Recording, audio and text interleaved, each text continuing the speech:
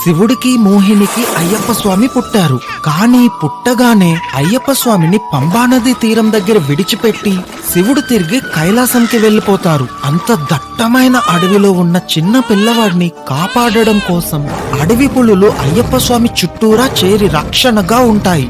అయితే పందల దేశానికి రాజు అయిన రాజశేఖరుడు అదే అడవికి వేటకని వచ్చి తిరిగి వెళ్తూ ఉన్నప్పుడు ఒక చిన్న పిల్లవాడి ఏడుపు శబ్దం వినిపిస్తుంది.